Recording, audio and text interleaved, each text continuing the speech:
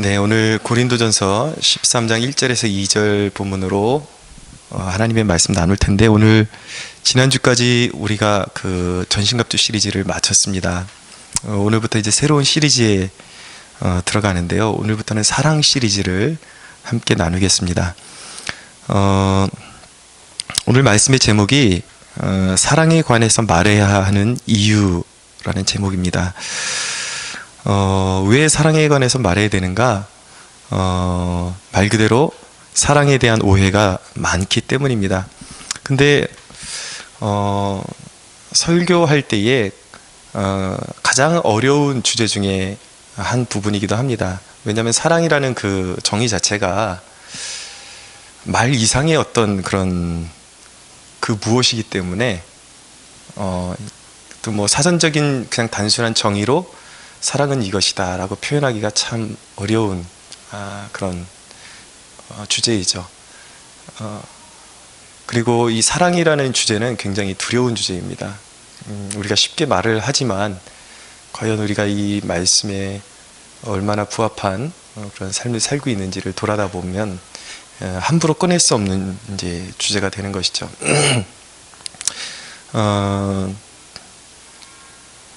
설교자도 이런 주제를 피해갈 수 없는 이유가 설교자도 그 말씀 주제를 통해서 내 자신에게 설교를 해야 되기 때문입니다. 그러니까 단순하게 이 설교를 여러분들에게 가르치기 위해서만 하는 것이다 라는 그런 생각은 갖지 마십시오. 저와 여러분이 함께 하나님의 말씀을 통해서 좀 더 하나님이 원하시는 사랑의 모습으로, 사랑이 있는 사람의 모습으로 이렇게 갖추어가는 그런 축복이 이 설교를 이렇게 나누면서 이렇게 계속 나누면서 설교가 진행되는 동시에 우리 공동체의 사랑 또한 조금씩 더욱더 알게 되고 깊이 깨닫게 되고 또 깊어지는 그런 은혜가 있기를 소망합니다. 세상 사람들이 말하는 그 사랑이라는 그 관념은 보면 굉장히 본능적입니다. 그리고 육감적입니다. 사랑이란 이름으로 행해지는 것들을 보십시오. 세상 가운데. 그러면 거의 대부분 하나님의 창조의 질서를 어기는 것들입니다. 벗어나는 것들입니다. 말은 사랑이라고 시작하지만 사랑이 지나쳐서 거기서 태어나는 열매가 뭐냐면 증오라는 거예요. 증오. 내가 너를 이렇게까지 사랑하는데 네가 이렇게 몰라주니? 그러면서 증오가 막 싹트면서 그 증오가 또 어디까지 번지냐면 심지어는 살인으로까지 번지기도 합니다. 그게 사랑에서 시작된 거예요. 나름대로. 그리고 여러분 보십시오. 동성애, 낙태, 그리고 불륜, 그리고 분방한 어떤 성적인 유의를 즐기는 것들, 이 내면에 보면은 전부 다 사랑이라는 이름으로 행해지고 있는 것들입니다. 그러니까 세상이 추구하는 사랑의 그 본질이 얼마나 부패되어 있고 왜곡되어 있는지를 알 수가 있죠. 성경은 이런 불의에 대해서 말은 사랑이라 그러지만 사랑을 잘못하게 되면 하나님의 진노가 임하는 것입니다. 그래서 로마서는 이런 것들에 대해서, 이런 불의에 대해서 하늘로부터 하나님의 진노가 임한다고 그렇게 선언을 하고 있습니다. 왜곡된 성, 사랑이 왜곡되면 그것에 반드시 하나님의 진노가 있는 것이죠. 여러분, 우리 그리스도인들은 올바로 사랑을 잘 알고 있을까요? 얼마나 알고 있습니까, 여러분? 대개는 우리 그리스도인들도 그 육감적인 사랑의 그 범주를 벗어나지를 못하고 있습니다. 대개는 사랑을 어떻게 정의를 하냐면 자기 기분을 맞춰주는 것을 사랑으로 오해하는 경우들이 있습니다. 내 기분을 맞춰주는 것. 실례를 좀 드리면, 제가 아는 한 목사님의 교회에 한 성도분이 있는데, 이분은 말만 만들어내고 아주 불량한 태도를 가지고 신앙생활을 하시는 분이었어요. 근데 이분이 가장 중요한 정말 정직이 바탕이 되어야 되고 성실함이 바탕이 되어야 되는 재정부에 관한 일을 자기가 맡고 싶다고. 그러니까 이제 요는 뭐냐면 재정권을 자기가 쥐고 이제 자기 마음대로 흔들고 싶다라는 그런 속셈이에요. 누가 봐도 다 알 수 있는 거죠. 그 사람이 평상시에 그 신앙생활했던 모습을. 그렇게 불량하게 신앙생활을 해왔는데 그 중요한 그 재정권을 어떻게 그 사람한테 맡기냐고요. 그러니까 교회에서 그것을 허락하지 않으니까 온 교회를 쑥대밭으로 만들어 놓고 이간질을 하고, 그래서 결국은 이제 자기가 데리고 왔던 식구들, 친척들 데리고 다 그냥 교회를 나가버리는 거예요. 근데 그 사람의 그 불만에 대한 그 중심에도 어떤 불만이 있냐면 교회가 사랑이 없다라는 거예요. 그러니까 자기가 어떤 사람인지는 모르고 교회가 자기의 요구를 받아주지 않으니까 사랑이 없다라고 그렇게 이제 모함을 하는 것이죠. 제가 담당하던 이전 청년부에 한 찬양 간사 한 사람이 있었습니다. 근데 이 사람 초반부터 뭐가 심상치 않았어요. 보통 이렇게 들어오면 이렇게 담당하는 목회자나 이렇게 이끄는 리더들을 좀 이렇게 뭐 이렇게 좀 간격을 두고 좀 조심조심 하기 마련인데, 이 사람은 오자마자 뭐 다른데 교회 목사님은 이런 스타일인데 이 목사님은 이런 스타일이니 저런 스타일이니 앞에다 대놓고 그냥 즉흥적으로 말을 하는 거예요. 그래서 항상 그 간사의 그런 모습 속에는 어떤 불만이 이렇게 가득 차 있었는데, 그 간사의 그 중심에도 어떤 불만이 있었냐면 교회가 사랑이 없다라는 거예요. 그것이 불만이었습니다. 근데 과연 그 사람이 정말 그러면 말끝마다 사랑을 외치고 그렇게 다니는데 정말 사랑이 있는 사람이었는가? 그가 이제 찬양팀을 꾸리게끔 제가 전권을 줬었는데, 그가 담당하는 팀원들한테 들어보니까 한결같이 그 팀원들이 하는 고백이 뭐냐면 그 간사 때문에 너무 힘들다라는 거예요. 너무 힘들다라는 거예요. 말로는 사랑 타령인데, 그리고 팀원들에게 사랑을 강요하지만 정작 그 간사를 통해서 사랑을 느끼는 사람이 아무도 없었더라는 것이죠. 조금만 기분이 안 맞춰주면은 늘 그냥 인상 꾸기고 다니고, 안 되는 것들이 있으면 늘 팀원들 때문이라고 손가락질하고, 그래놓고 또 분위기 안 좋으면 우리 공동체는 왜 이렇게 사랑이 없냐 그러고 또 애들한테 사랑이 없다고 그렇게 타박하고. 근데 이제 팀원들에게도 인정을 못 받고 목사인 제게도 이렇게 어떤 미션을 주면은 이렇게 잘 순종하는 모습을 보이지 않았어요, 처음에. 그래서 이제 좀 꾸중을 주고 그러면 또 여전히 사랑 타령을 하는 거예요. 뭐 우리 공동체가 더 사랑이 있어야 되지 않겠느냐 이런 식으로 얘기를 하는 것이죠. 그래서 이 친구가 참 어려운 친구구나 라는 것을 이제 느끼고 있었는데, 그나마 그 친구한테 다행이었던 건 뭐냐면 그래도 완전히 꽉 막힌 상태에 있는 사람이 아니라 들을 귀가 열려 있었다라는 게 참 다행이었습니다. 그래서 그때 당시에 제가 로마서 강해를 쭉 이제 나가고 있었는데 어느 시즌에 되니까 이제 사랑에 대한 주제로 강해를 할 때가 되었습니다. 그래서 로마서 본문을 통해서 이제 사랑에 대해서 제가 이제 풀어줬죠.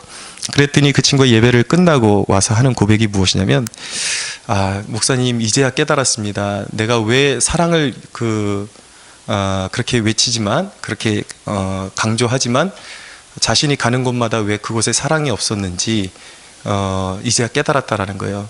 자기가 깨닫고 보니까 사랑을 너무나도 자기 기준으로, 내 기준으로 잘못 오해하고 있었다라고 그렇게 고백하는 것이죠.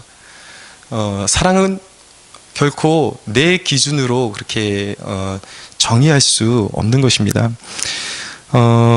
사랑의 사전적인 정의를 보니까 어떻게 표현되어 있냐면 그나마 이렇게 표현되어 있어요. 아끼고 위하고 한없이 베푸는 이타적인 마음이나 행위다. 또는 다른 사람의 안녕에 대한 호의적인 관심이다. 그렇게 정의를 해놓았습니다. 이게 최대한의 그냥 이렇게 인간의 언어로 표현해 놓은 것 뿐이에요. 근데 이 사랑이라는 것을 말로 정의하기에는 너무나도 힘든 어떤 사람의 내면에 있는 품성인 것이죠. 바울도 이 고린도전서 13장이 사랑장으로 아주 유명한 장입니다. 이 장의 주제 자체가 사랑장이에요.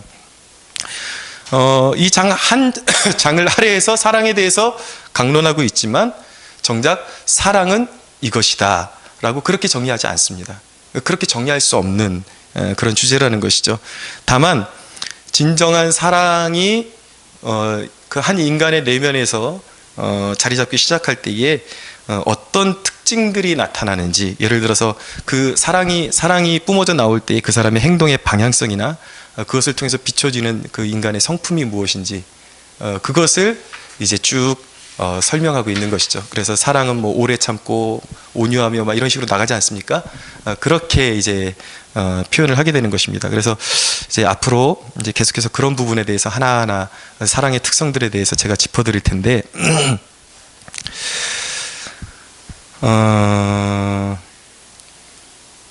여러분, 제가 이 사랑에 대한 설교를 하면서도 제가 너무 거창하게 하게 될지는 않을까 좀 두려워요.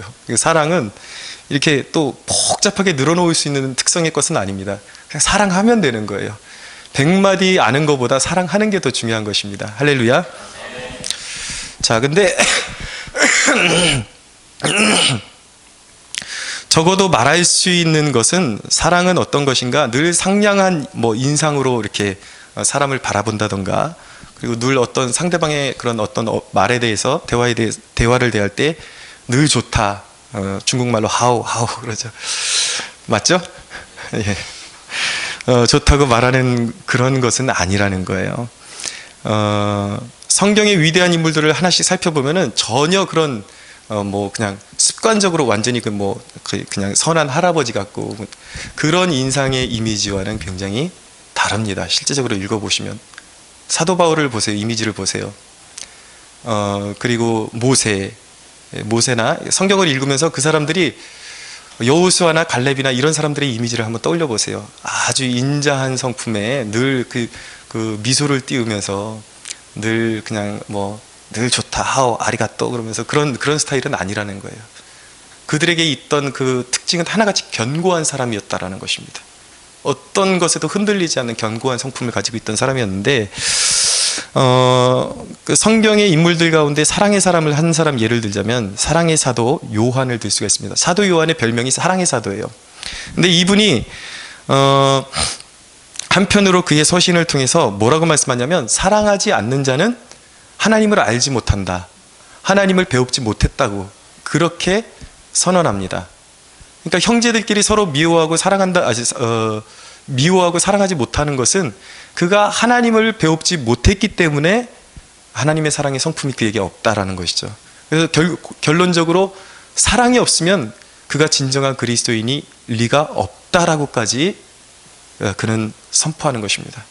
그런데 여러분, 또 한편으로 이 사도 요한이 요한 2서 1장 10절에 가면은 이 올바른 교훈을 가지고 오지 않는, 교회로 들어오는 그런 이상한 교훈을 가지고, 변질된 진리를 가지고 교회 안으로 들어오는 사람들하고는 인사도 나누지 말라고 그렇게 명령을 합니다. 그리고 또 한 곳에 보면은 교회에서 자기 이름을 드러내기를 좋아하고 으뜸되기를 좋아하고, 또 그때 당시에는 이제 순회 전도자들이 있었습니다. 이렇게 하나님의 말씀을 계시를 받아가지고 말씀을 연구하고 그래가지고 이렇게 순회하면서 교회마다 진리를 선포하는 순회 전도자들이 있었는데, 진실한 순회 전도자들이 올 때에 그것을 방해하고 그들을 영접하지 않는 그런 악한 사람이 있었어요. 요한 3서 한번 가볼게요. 그 사람에 대해서 이 사도 요한이 어떻게 대처를 하는가. 요한 3서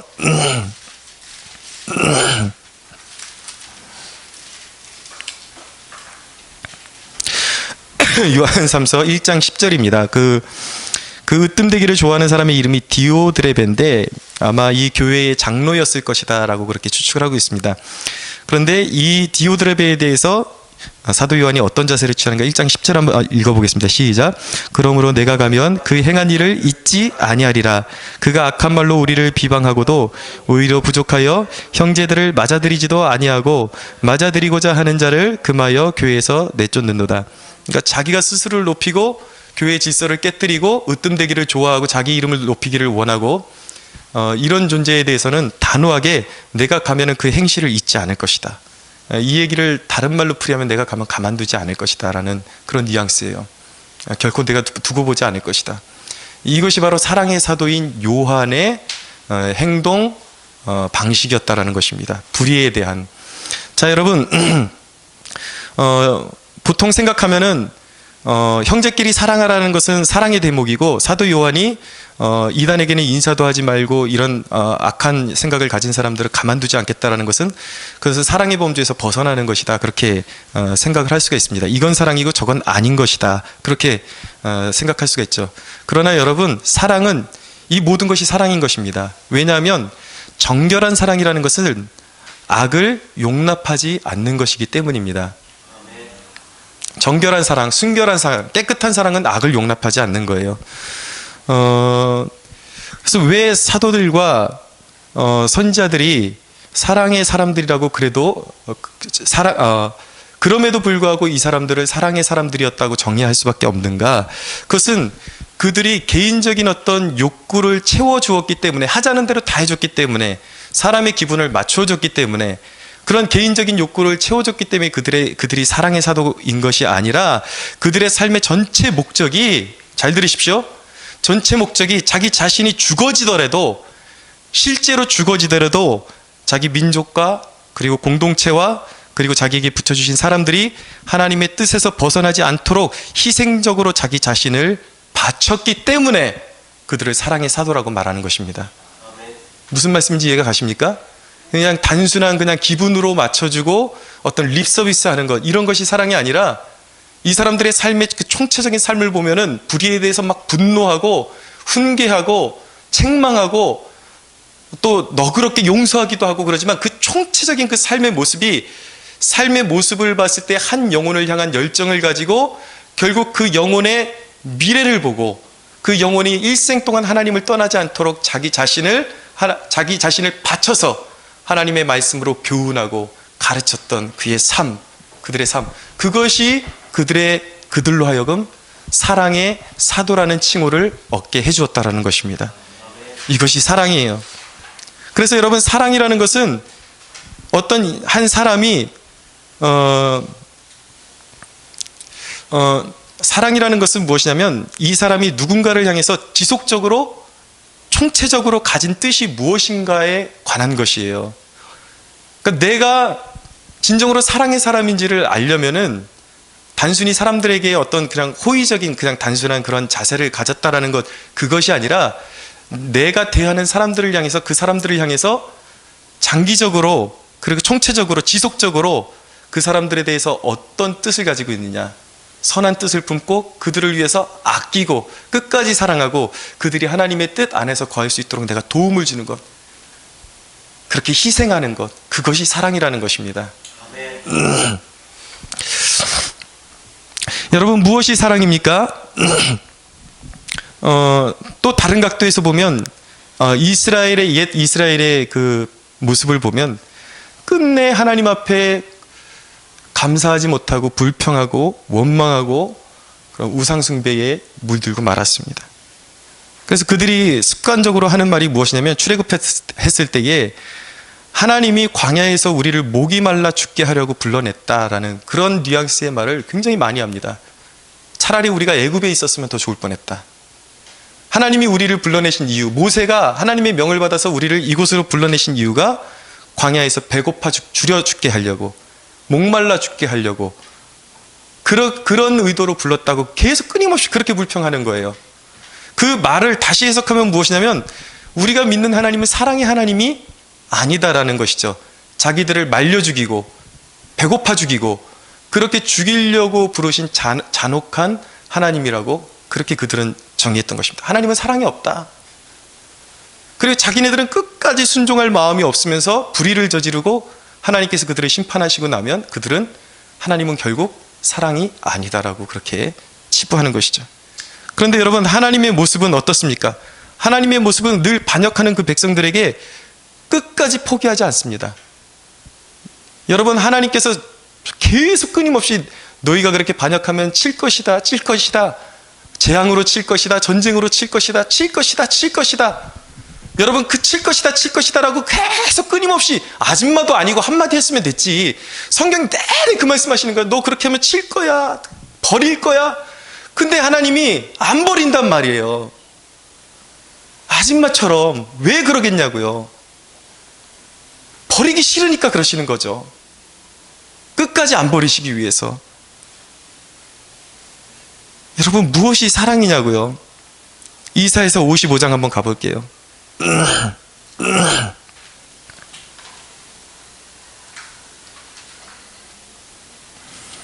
이사야서 55장 7절.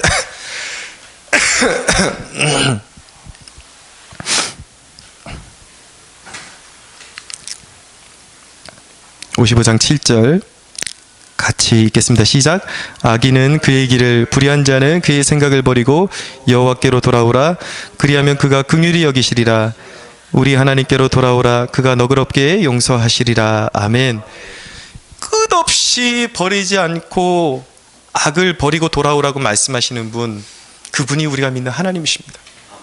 여러분, 누가 사랑입니까? 끝까지 불순종하면서 타박하면서 하나님은 사랑이 아니다라고 원망하는 백성들이 진짜 사랑을 아는 사람들입니까? 아니면 끝까지 버리시겠다, 니네들 그렇게 하면 치겠다라고 말씀하시면서 끝내 버리지 않고 선지자들을 계속해서 보내시면서 끝까지 품어주시는 하나님이 사랑이십니까? 어떤 게 사랑이에요, 여러분?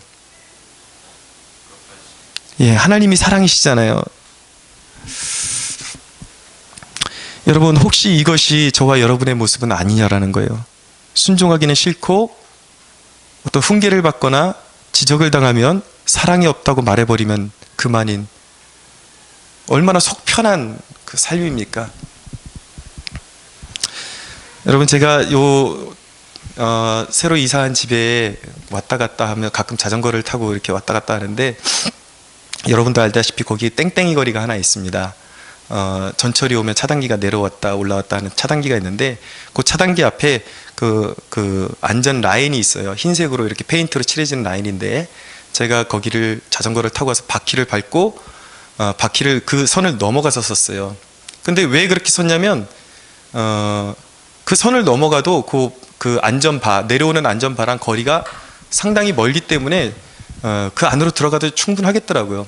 그래서 들어갔더니 거기서 이제 그 관리하는 아저씨가 나오셔가지고 굉장히 퉁명스러운 소리로 마치 그냥 대학생들한테 이야기하듯이 그냥 윽박지르듯이 뒤로 물러나라고, 밖으로 뒤로 빠지라고 그러더라고요.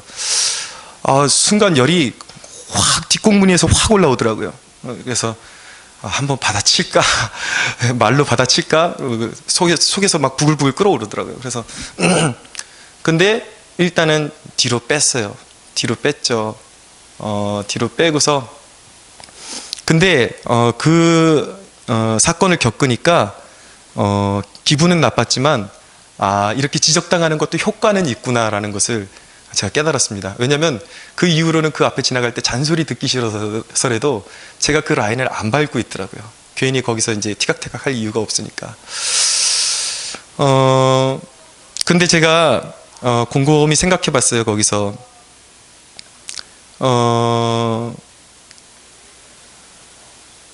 주님이 십자가를 지신 것은 우리 믿는 사람들 뿐만 아니라 믿지 않는 그들을 위해서 십자가를 지신 것이거든요. 모든 사람들을 위한 십자가잖아요. 누구든지 믿기만 하면 구원을 얻게끔 모든 사람을 위해서 지신 십자가 아닙니까? 그렇다면 그분도 구원받을 가능성이 있고 그분을 위해서도 주님이 십자가를 지신 것이 맞다고요. 그러면 그 사람을 주님께서 사랑하고 계신데 내가 그 얘기를 듣기 싫다고 그 사람의 그런 말에 어기면 그 사람에게는 상처를 주는 것 아닙니까? 새파랗게 젊은 사람이, 거기 계신 분들은 거의 노인분들인데 늘 그분들을 하찮게 보고 그 얘기를 어기고 자꾸 넘어가면 그분들의 마음에 상처를 주는 것이라는 것을 제가 깨닫게 되었습니다. 그게 그 사람의 본분인데 그 사람 입장에서는 그게 맞는 거잖아요. 안전을 책임지는 사람이니까. 제가 깨달은 게 뭐냐면 그 사람의 입장에서 곤란한 것은 하지 않는 것이 사랑이라는 것을 깨달았습니다. 그렇구나. 그게 사랑이구나.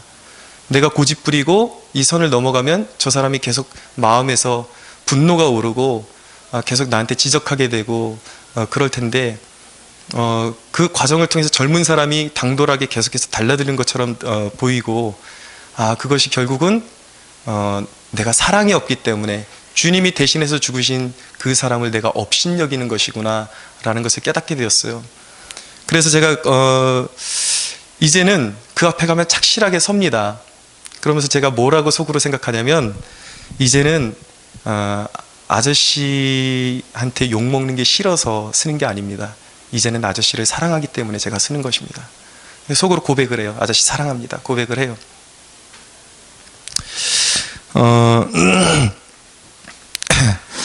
여러분, 순종도 어느 단계까지 나가야 되냐면, 여러분, 듣기 싫어서 순종하는 단계에 머물러 있는 그것은 사랑이 아니에요. 그것은 법에 머물러 있는 것입니다. 우리가 순종하는 것이 듣기 싫어서 벌 받을까 봐 순종하는 것이 아니라 어디까지 나가야 되냐면, 그 영혼을 사랑하기 때문에 사랑까지 나가서 순종할 수 있어야 되는 거예요. 사랑하면 어떻게 되냐면요, 아직까지 그렇게 해보지 못했지만, 사랑하면은 억지로 그 라인을 밟지 않을 뿐만 아니라 기분 나면 그 아저씨한테 아이스크림도 하나 사다 줄 수 있는 거예요. 그런 마음이 열리는 것이죠. 그러니까 이 순종의 개념 자체가 다른 거예요. 그냥 듣기 싫어서 순종하게 되면은 그냥 마지못해서 속으로는 늘 저 바 한번 장난으로 들이받아볼까, 뭐 막 이런 안 좋은 생각하면서 심통 부리면서 할 수 있는데, 늘 그런 식으로 이제 하는 거죠. 근데 사랑하면 그게 아니라는 거예요. 막 선을 밟을까 말까 아니라, 왜 그 사람을 신경 쓰게 하냐고요. 주님이 사랑하시는 형제인데 뒤로 물러나야죠. 여러분, 이것이 사랑의 한 단면이라는 사실을 기억하십시오. 맡은 자들을 향해서 마땅한 내 본분을 지키는 것, 이것도 하나의 사랑이라는 사실을 꼭 기억하시기 바랍니다. 여러분,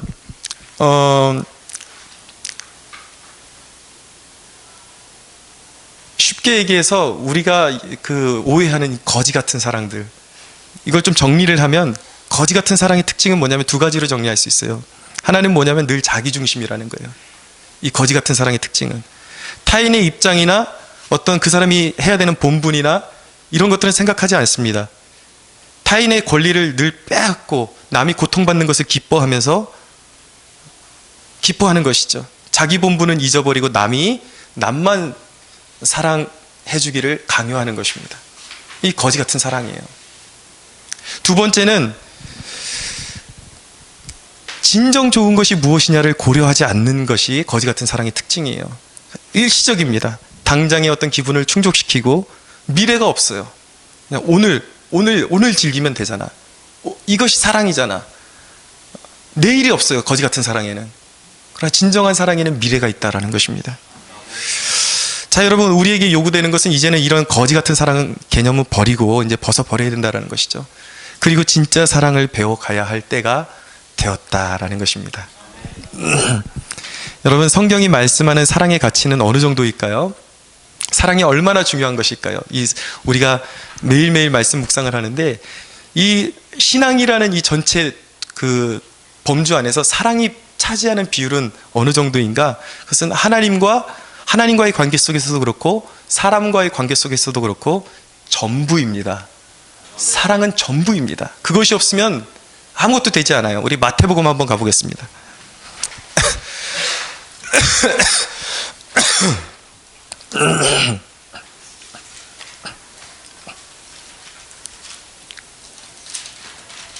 마태복음 22장 36절입니다.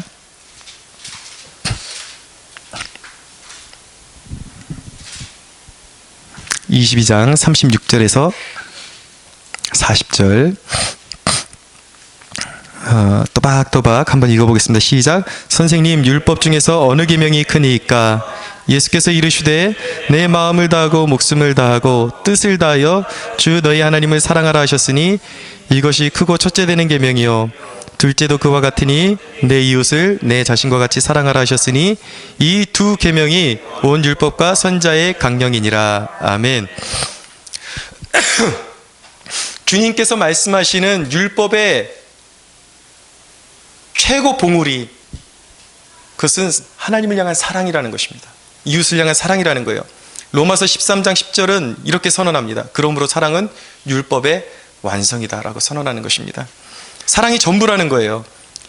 여러분, 우리가 이제 진정한 그 사랑의 모습이 어떻게 표출되는지 하나씩 배워가기 전에 사랑이 얼마나 가치가 있는 것인지 오늘 한 가지만 배우기를 원합니다. 사랑의 가치는 어떤 것인가, 어느 정도인가. 1절을 한번 보세요. 고린도 전서 13장으로 와서 1절 읽겠습니다. 시작. 내가 사람의 방언과 천사의 말을 할지라도 사랑이 없으면 소리나는 구리와 울리는 꽹과리가 되고. 아멘. 네, 이것을 정의하면 무엇이냐면, 자 보세요. 사람의 방언, 그 다음에 천사의 말, 그리고 2절에 보면 예언하는 능력, 그리고 모든 산을 옮길 만한 믿음, 이 모든 것은 은사에 해당되는 것입니다. 교회를 세우는 기능적인 거예요. 그런데 너무나도 교회를 세우는데 중요한 기능들임에도 불구하고 이 메시지는 무엇이냐면 기능으로 절대 사랑을 대체할 수 없다라는 거예요. 아무리 기능이 특출해도 사랑을 대신할 수는 없다라는 것입니다. 사랑이 없으면 울리는 꽹과리와 같다라는 거예요.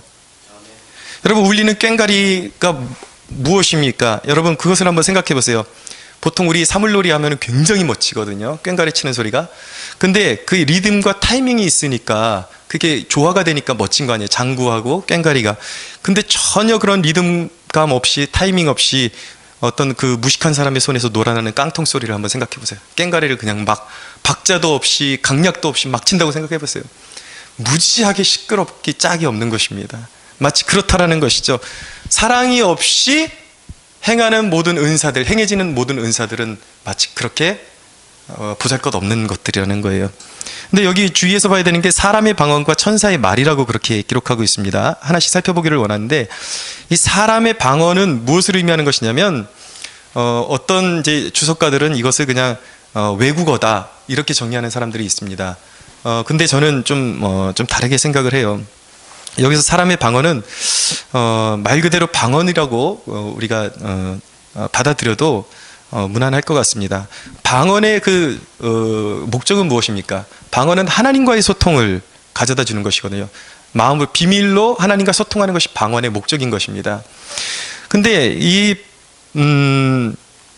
사람의 방언도 사랑이 없으면 아무것도 아니라는 것이죠. 이 얘기는 무엇이냐면, 하나님을 향한 사랑이 없이 방언만으로 아무리 여기서 랄랄라 룰룰루 아무리 1시간 동안 2시간 동안 지저대고 있어도 거기에 하나님을 향한 사랑이 없으면 하나님과의 소통이 거기서 이루어지지 않는다라는 것입니다. 하나님을 향한 소통에 있어서도 방언이 중요해요. 제가 방언을 격화시키는 것이 아닙니다. 그렇지만 하나님의 소통에 있어서 그런 기능적인 것이 우선이 아니라 사랑이 없이는 소통이 될 수 없다라는 것입니다. 여러분, 기독교를 정의하면 무엇입니까? 교리라는 것은 아주 중요합니다. 올바른 진리를 정의해 놓은 것이 교리죠. 근데 교리만 아는 것을 아는 사람을 기독교인이라고 말하지 않습니다. 기독교인이라는 그 타이틀을 얻으려면은 교리적인 것을 알 뿐만 아니라 그것을 넘어서 하나님과의 교제의 단계에 이른 사람을 기독교인이라고 하는 거예요. 하나님과의 교제가 일어나는 사람이 진정한 기독교인인 것입니다. 근데 교제를 일으키는 그 동력이 뭐냐고요? 사랑인 것이죠. 사랑이 없이는 하나님과의 그 교제가 일어나지 않는 것입니다. 어떤 감흥도 올 수가 없는 거예요. 예레미야 29장 13절에 보면 너희가 온 마음으로 나를 구하며 나를 찾을 것이요 나를 만나리라고 말씀하고 있어요. 그 온 마음이라는 표현이 무엇입니까? 여러분, 그 온 마음이라는 것은 하나님을 향한 사랑이 있어야 된다는 것이죠. 여러분, 왜 우리의 기도가 자꾸 식상해지고 능력 없는 기도로 치우쳐가는지 여러분들 아십니까? 여러분들에게 하나님께서 처음 은혜 받을 때 여러분들에게 확신을 주셨잖아요. 성령의 감화를 주셨음에도 불구하고, 이미 여러분들 안에 모든 것을 주셨음에도 불구하고 아니란 마음에, 귀찮아하는 마음 때문에 성령의 선물들을 소멸하고 있지는 않냐고요. 온 마음을 통해서 기도의 자리로 나가고 있냐라는 것입니다. 시편 37편 4절에 보면 또 여호와를 기뻐하라 그가 내 마음의 소원을 내게 이루어 주시리로다. 여러분, 우리의 기도 응답의 비결도 여기에 있습니다. 사랑인 것입니다. 누군가를 대상을 기뻐한다는 것은 무엇입니까? 생각만 해도 기뻐해져요. 무엇이 있는 것이죠? 내 마음속에 사랑이 있는 것입니다. 하나님을 향한 사랑이 있어야 하나님이 기쁘게, 하나님을 기뻐하는 사람이 하나님을 사랑하는 것입니다. 우리가 여기서부터 회개의 자리로 나가야 되는 거예요. 우리가 하나님을 생각할 때 진짜 기쁨이 있나요? 늘 마지못해서 여러분들 형식적으로 기도의 자리로 나가고 있지는 않습니까? 채우고 있지는 않습니까? 여러분, 우리 안에 가장 먼저 회복되어져야 되는 그 심령이 바로 사랑의 마음인 것입니다. 하나님을 생각할 때 하나님 이것을 해주십시오 이전에 내 마음 가운데 들어야 되는 생각은 무엇이냐면 하나님 더 알고 싶고 하나님 더 하나님을 생각할 때 기뻐하고 싶고 그 구원의 즐거움에 참여하고 싶은 마음이 우리 안에서 우러나야 되는 것입니다.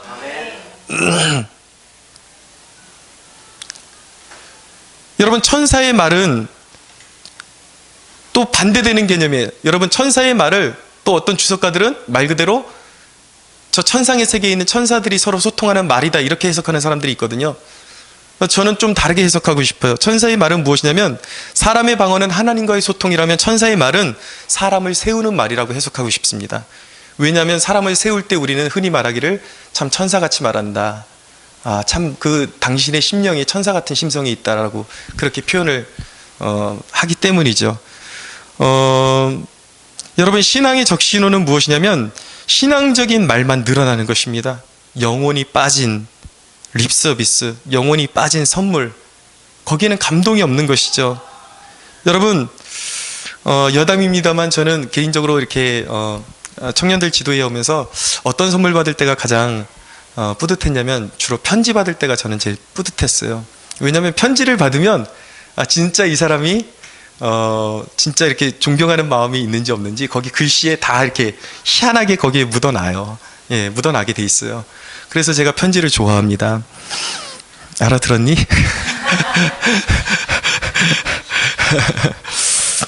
예, 안 읽어보, 다 이제 소각 처리할 테니까. 네.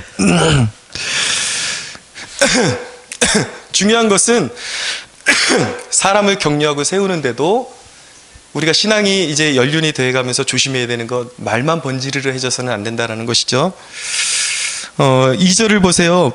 내가 예언하는 능력이 있어 모든 비밀과 모든 지식을 알고 또 산을 옮길 만한 모든 믿음이 있을지라도 사랑이 없으면 내가 아무것도 아니요. 예언과 산을 옮길 만한 믿음이 있어도 이게 다 기능이잖아요. 기능이 있어도 사랑이 없으면 다 허사라는 것입니다. 여러분, 우리 안에 이런 유혹이 혹시 없는지 우리가 살펴봐야 합니다. 기능적인 것으로 모든 것을 대체하려는, 목사가 잘 가르치니까 이 정도면 됐지, 내가 밥 자주 사니까, 밥 샀으니까 됐지, 교회 청소하니까, 물질로 도우니까 내 할 도리 다 했지. 근데 영혼이 빠진, 여러분, 기능만으로는 절대 교회가 세워지지 않는다라는 것입니다. 그것은 어떤 것과 같은 것이냐면 마치 시멘트가 있긴 한데 거기에 이제 물기가 하나도 없어가지고 벽돌을 붙여서 건물을 세워야 되는데 하나도 벽돌을 붙일 수 없는 시멘트와 마찬가지인 거예요. 습기가 있어야 되는 거예요. 찐득찐득한. 사랑하는 여러분, 우리의 사랑이 좀 더 찐득찐득해지기를 축원합니다. 여러분, 바울은 이제 한 분 신뢰를 들고 마치겠는데 바울은 흔히 알기를 어떤 사람으로 정평이 나 있냐면 아주 예리한 지식인, 기능적인 사람으로 그렇게 알려져 있습니다. 그렇게만 오해하는 사람들이 있어요. 맞습니다. 그런데 1차적으로는 그는 기능적인 사람이었어요. 엄청난 논리가였고 냉철함이 있고 그리고 능력가였습니다. 근데 이 사람이 어떻게 그 사랑했는지 보여주는 대목이 있어요. 여기 한번 살펴보기 원합니다. 사도행전 20장 24절.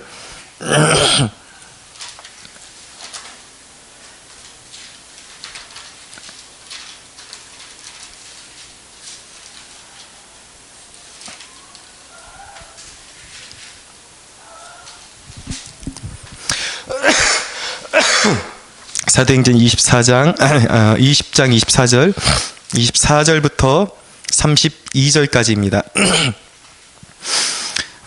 천천히 한번 같이 한 호흡으로 읽어보겠습니다. 시작. 내가 달려갈 길과 주 예수께 받은 사명 곧 하면은 나의 생명조차 조금도 귀한 것으로 여기지 아니하노라. 보라, 내가 여러분 중에 왕래하며 하나님의 나라를 전파하였으나 이제는 여러분이 다 내 얼굴을 다시 보지 못할 줄 아노라.